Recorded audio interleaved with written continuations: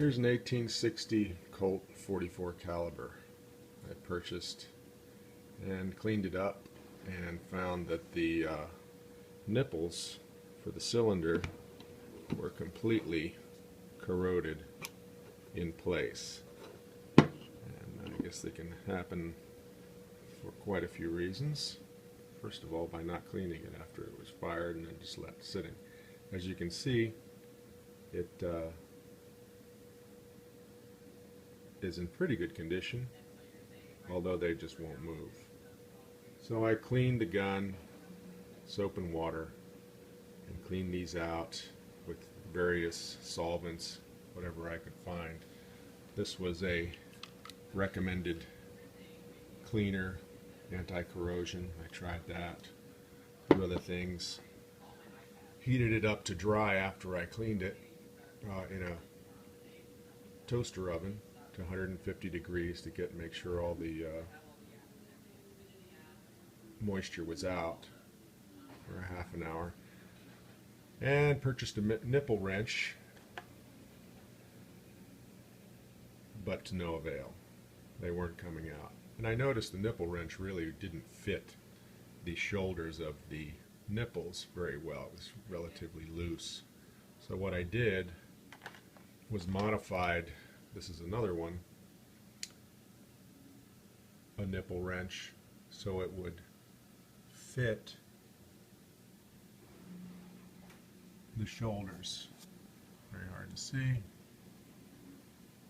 And I did that with, I actually just cut the end off with a hacksaw, and then with a very thin file was able to make the groove bigger and bigger until it fit the shoulders of the wrench just right, or the shoulder of the nipples just right, so they fit on there and it doesn't have much play.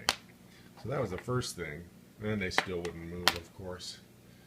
So I soaked the cylinder in oil and gently tapped these from the other side with a brass punch just to see if I could loosen them up a little bit. That didn't seem to do anything. Cleaned the whole area up. All the rust was pretty much all around, so as far as I could get down with a needle, I used a pretty heavy-duty sewing needle just to knock the rust away from the shoulders.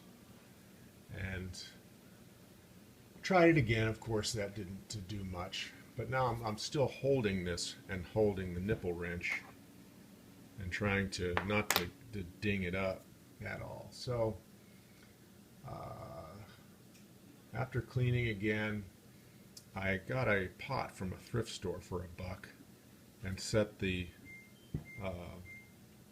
cylinder upside down in a bath of oil and heated that up. See if that would help get some of the oil working its way into the threads. And of course it's still stuck fast. It wasn't going to happen. No movement at all. So I made a cylinder clamp, because here I am holding this, trying to make it work with a nipple wrench. That doesn't work too well. So I got a piece of wood,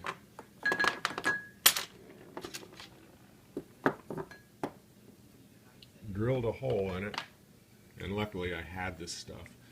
This drilled down through this thick piece of wood, which was almost plenty thick enough, too thick, but as you can see it was bigger than the cylinder. Cut it down, and then I cut pieces off to make it fit better, so the nipple or the cylinder fits in there.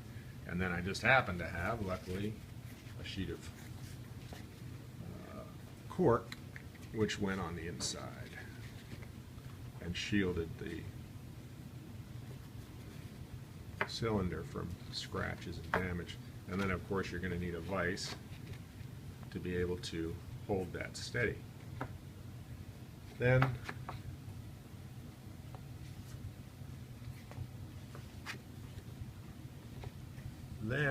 I tried it. Of course it was still stuck fast. So I put the cylinder in a toaster oven again, heated it up to 200, popped it in there, and I've only done it with one, but after sticking in the vise, he broke loose right away pretty much. And I was curious to see, you know, how the threads were, because this thing was not moving at all. And after looking at the threads of the one that pretty much came out very easily, they're hard to see, they're actually in good shape. So the only thing that was holding this guy in there was the corrosion around the shoulder.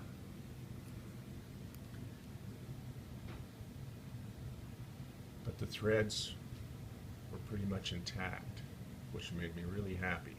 So hopefully the rest of them will come out as easy as that one, but it required this to hold that thing steady enough, and then also a nipple wrench that was basically made for the perfect size of that shoulder on the nipple to get it with enough torque to disassemble it. Okay, good luck.